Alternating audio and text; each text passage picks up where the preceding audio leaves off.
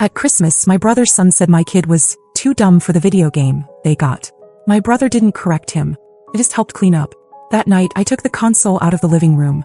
And at 9:03 a.m., I quietly canceled my brother's and his family's rent. And when they found out then, that Christmas morning, during the gift exchange at our parents' house, he stood behind my daughter as she carefully unwrapped the box from him and his wife. It was a brand new gaming console. I actually thought for a split second that maybe he tried to do something kind. My daughter, Lila, is 10, quiet, modest, and so easily overlooked by louder personalities in the family. She smiled at the box, running her fingers along the picture on the packaging, like she was trying to memorize it. That's when Evan leaned in, his breath close to her ear, and said, "You wouldn't get this game anyway. You're too shy for it. Too slow." Lila froze. Before she could even process it, Tyler, his 12-year-old, chimed in, "Yeah, you just mess it up." It was one of those moments where time stretches. My parents were still chatting over coffee, my mom was passing cookies around, and I was waiting for Evan to correct his kid or at least soften what he'd just said. Nothing. He didn't even glance at Lila. His wife smirked like it was harmless fun. I didn't make a scene. I've learned with them that confrontation just feeds whatever game they're playing. Instead, I gathered up torn wrapping paper and empty boxes, carrying them into the kitchen. I could feel Lila's eyes on me for a moment before she looked away. The rest of the day was a slow burn. Tyler set up the console in the living room like it belonged to him. The controller never left his hands. Lila didn't ask to play. She sat in the corner with a library book she brought in her bag, turning pages so quietly you could almost miss she was there. And all the while, Evan acted like nothing had happened. Like the console was some generous gift, not a tool to remind my daughter of where she ranked in his version of the family. By the time we got home that evening, I'd made up my mind.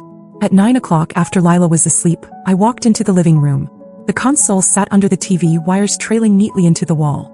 I unplugged each one, wrapped them up, and carried the whole thing to my bedroom closet. I set it on the shelf, shut the door, and stood there in the dark for a long time. That was step 1. Step 2 was coming at 9:03 the next morning, and they'd never see it coming. At exactly 9:03 the next morning, I sat down at my desk with my coffee, opened my banking app, and scrolled to the recurring transfer for Evan's rent. It was the same one I'd been sending for 14 straight months. Same day, same amount, no questions asked. That morning, I didn't hesitate. My finger hovered over cancel for less than a second before I tapped it. The confirmation popped up. This payment will not be processed. That was it. No fireworks. No dramatic music. Just silence in my living room and a weight lifting off my chest. I'd thought about this moment before plenty of times, usually after some small insult toward me or Lila that I brushed off for the sake of keeping the peace. But this time felt different. I'd been there when he and Tyler turned a Christmas gift, something meant for my daughter, into a public reminder that she wasn't part of their little world. And I'd stood there in my parents' living room watching my brother act like that was perfectly fine. By noon, my phone buzzed with the first message from him. "Hey, the rent didn't come through. Send it today, we're already late." No greeting. No question. Just an instruction. I didn't answer. 20 minutes later. "What's going on?" "Then, is this a mistake?" "Then, don't make this harder than it needs to be." I still didn't answer. By mid-afternoon, the tone shifted. His wife started texting me, pretending she didn't know what was happening. "Hey Claire, I think the rent transfer got messed up. Could you check? We've got bills due and Tyler's already stressed about the house situation." That one almost made me laugh. Tyler hadn't seemed too stressed when he was mocking my kid in front of an audience. When the text didn't work, the calls started. First from Evan, then from her. I let them go to voicemail. My phone pinged so often that I finally switched it to silent and put it face down on the counter. I'd learned long ago that people like them depend on your immediate reaction. They push hard and fast so you don't have time to think. I wasn't going to give them that opening. By evening, the desperation started to seep through. The messages shifted from "we need it" to "you owe us" to "what will mom and dad think when they hear about this?" And that last part told me exactly what was coming next. They were going to turn it into a family war. What they didn't know was that I'd already decided how far I was willing to go. And I wasn't backing down this time. By the next morning, Evan had widened the circle. It wasn't just him and his wife filling up my notifications anymore. Now my parents were in on it. My mother's first text came in at 7:42 a.m. "Your brother says there's been a misunderstanding with the rent. Just send it over and clear this up before it turns into a bigger problem." There was no question in her words, just the same assumption they'd all made for years, that my role was to quietly step in, write the check, and keep the peace. I didn't reply. An hour later, my dad called. I let it go to voicemail. His voice was calm, almost rehearsed, as he left a message about how family sticks together and how I shouldn't hold grudges over something so small.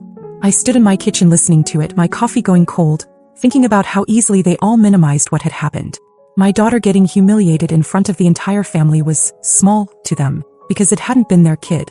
By lunchtime I started getting messages from relatives I rarely spoke to. An aunt asking if I was really going to do this to Evan right before the new year. A cousin I barely knew chiming in with, maybe just talk it out. The story had clearly been making the rounds, and Evan was the one telling it. At 1:17 p.m., my phone lit up with a number I didn't recognize. It was my grandfather. He doesn't call much, but when he does, it's because something matters. I answered, ready to hear another lecture. But he didn't lecture. He told me Evan had already called him, painting himself as the struggling father blindsided by his sister's sudden cruelty. My grandfather wasn't buying it. He'd been at our parents' house the day before. He'd seen the way Evan and Tyler acted, the way Lila shut down. And he told me without hesitation, "You're not wrong, Claire. They've been using you and you've been letting them. Enough's enough." I didn't realize how much I needed to hear that until the words were out of his mouth. For the first time in 2 days, I felt like I wasn't standing in this storm alone. That sense of relief didn't last long. By early evening, there was a knock at my door. When I opened it, Evan was standing there with Tyler. Tyler was holding the console, looking uncomfortable, muttering something that sounded halfway like an apology but with no weight behind it. Evan said they'd decided to give it back to Lila, as if handing over the box somehow erased everything else. I didn't take it. I told him it was already in my house and that it was never about the game. His smile went cold. He started in about how I was punishing his son for just a joke, and how I was blowing things out of proportion. I didn't argue. I simply told him I was done. With the rent, with the handouts, with letting them treat my daughter like she was less than.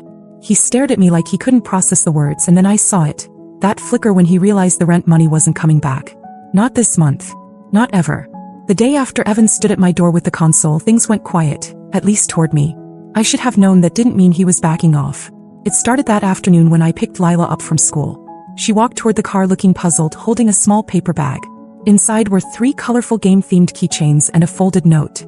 The note was in Tyler's messy handwriting. "You can come play at my house if you get your mom to stop being mad. Bring the game back too." I asked her where it came from. She said Tyler handed it to her at lunch and told her to think about it. It wasn't an olive branch, it was bait. A 10-year-old shouldn't have to be the middleman in a financial battle between adults, but Evan had no problem putting her there. That evening, my phone lit up with a number I didn't recognize. It was a text from Evan's wife, but she was using her sister's phone. If Lila's feeling left out, maybe she should come stay with us for the weekend. We can talk things out. I could practically hear the script in her head. Get my daughter in their house, work on her until she started repeating their version of events. I deleted it without answering. The next morning, things escalated in a way I didn't expect. My landlord called. He sounded confused and a little irritated. Apparently, Evan had contacted him directly, claiming there'd been a mix-up with the rent payments and that mine had been accidentally sent to the wrong account. Then he tried to convince the landlord to let him into my payment records so he could fix it himself. The landlord shut him down immediately and told him if he had any further complaints, he needed to take them up with me, then called to give me the heads up. By that afternoon, extended family started weighing in again, but the tone had shifted. My cousin Ben called to say Evan was telling everyone I had taken Christmas away from the kids by keeping the console. In his version of the story, it had been a joint gift for both Tyler and Lila, and I'd snatched it out of spite. He left out the part where they told my daughter she wasn't smart enough to use it. Then, just as I was bracing for another exhausting night of ignored calls and texts, there was a knock on my door. It was my grandfather. He doesn't show up without a reason, and when I opened the door, I could tell he'd come straight from Evan's house. He stepped inside and set a grocery bag on the counter. Inside were Lila's favorite cookies, a small puzzle set, and 3 books he thought she'd enjoy. Then he told me exactly what had just happened. He'd gone to Evan's, listened to him and his wife try to justify everything, and then, in his words, cut through their nonsense. He told them point blank they were done embarrassing themselves and that if they kept dragging me and Lila into their games, they'd be dealing with him directly. That hit harder than I expected. My grandfather has always been the quiet, keep-to-himself type, but when he takes a side, he doesn't waver. Knowing he'd gone there, looked Evan in the eye and told him to stop. That was the first time since Christmas morning that I felt some of the tension in my shoulders ease. That night, Lila sat at the kitchen table eating one of the cookies and reading one of the books. For the first time in days, she smiled without hesitation. I should have enjoyed that moment more than I did, but I knew Evan well enough to understand he wasn't finished. And I was right. By the end of that week, the chaos was starting to wear thin. Not because Evan had given up, he was still pushing, but because each new attempt seemed to chip away at whatever sympathy he still had from the rest of the family. The more he talked, the more people started noticing how much he'd been leaning on me all along. His last big move came on a Friday evening. I was at my parents' house, sorting through a box of old photos my mom wanted me to digitize. The front door opened and Evan walked in, clearly not expecting to see me there. He froze for half a second, then shifted straight into what I can only describe as performance mode. He started talking about resolving this, and how the rent thing had gotten blown way out of proportion. He didn't even bother acknowledging what happened on Christmas. It was as if the only problem worth fixing was the missing money. I stayed sitting at the dining table sorting photos, and told him plainly that nothing had been blown out of proportion. I'd made my decision and I wasn't reversing it. That's when he pulled out what he clearly thought would force my hand. A stack of printed screenshots. They were all messages between us from the past year, every single time I'd agreed to cover his rent or bills. He'd even highlighted parts in yellow like it was a legal case. He claimed it was proof I'd committed to supporting him until he got back on his feet, and that I was breaking my word by cutting him off. Before I could respond, my grandfather, who had been sitting quietly in the corner reading the paper, folded it and set it down. His voice was calm but left no room for argument. He told Evan those screenshots didn't prove any kind of obligation. They proved I'd been far more generous than most people would have been. Then he leaned forward and said something that cut the air in the room. Support is a privilege. When you start treating it like a right, you've already lost it. The room went silent. Evan shifted uncomfortably, his eyes flicking to my parents for backup, but they said nothing. My grandfather didn't look away, just waited. After a moment, Evan stuffed the papers back into his folder, muttered that he had things to do, and walked out. That was the turning point. The calls stopped. The group texts from relatives slowed to a trickle, and when they did come, they were more awkward than confrontational. It was like everyone had realized there was no reversing this. That weekend, Lila and I finally set up the console. Not in the living room, but in her bedroom. We spent hours figuring out the controls, making mistakes, laughing every time we fell off a digital cliff. She kept looking at me with that small smile she gets when she knows something is truly hers. No one hovering over her shoulder. No one telling her she's too slow or not good enough. Evan never apologized. He never admitted he was wrong. But it didn't matter anymore. He understood now that the free ride was over, and more importantly, Lila understood that I would stand between her and anyone, family or not, who tried to humiliate her. The money I'd been sending him each month stayed in my account. The peace in my house stayed in place. And for the first time in years, I didn't feel like I was carrying someone else's weight. In the weeks after that Friday night at my parents' house, the ripple effects started to show. Evan didn't come around much anymore. At first, my mom covered for him, saying he was too busy or dealing with a lot. But little pieces of the truth started leaking out from other relatives. He and his wife had been scrambling to pay their rent on time. They'd sold their second car. A friend of his told my cousin they'd pawned their TV and gaming setup. Apparently, the same console he'd tried to use to humiliate my daughter ended up sitting in a pawn shop window with a bright orange price tag on it. I didn't celebrate. I didn't send any "I told you so" messages. I just carried on with my life. The silence from their end was enough. One afternoon, my grandfather called. It wasn't about Evan, at least not at first. He just asked how Lila was doing, how work was going, whether I was sleeping better lately. And then he said, almost in passing, that Evan had been over to see him. According to my grandfather, Evan admitted things were tight, but refused to explain why, still trying to save face. My grandfather had just nodded and told him, when you burn bridges, you don't get to complain about the walk. Meanwhile, Lila seemed like a different kid. She started inviting her best friend over every Saturday, and the two of them would disappear into her room for hours to play the console. I'd hear bursts of laughter through the door, the kind that comes from being completely at ease. That sound meant more to me than any apology from Evan ever could. Then came the moment I knew the shift was permanent. My mom decided to host a Sunday dinner. Small, just immediate family. I didn't expect Evan to show up, but he did. Only he was different. No leaning over Lila's shoulder, no casual jabs disguised as jokes, no territorial posturing around me. He kept his distance, spoke only when spoken to, and didn't bring up the rent once. It wasn't an apology, but it was an admission in its own quiet way. The balance had changed, and he knew it. On the drive home that night, the streetlights flashing through the windshield, I realized something important. For years, I'd confused silence with peace. I thought keeping the peace meant letting things slide, absorbing every little cut for the sake of family harmony. But peace isn't the absence of conflict. It's the presence of respect. That Christmas morning had been the breaking point. The rent cancellation, the confrontation, the fallout. It all led to this new reality where my boundaries weren't negotiable. Evan lost the rent money. He lost the automatic safety net. And maybe if he didn't change, he'd lose even more over time.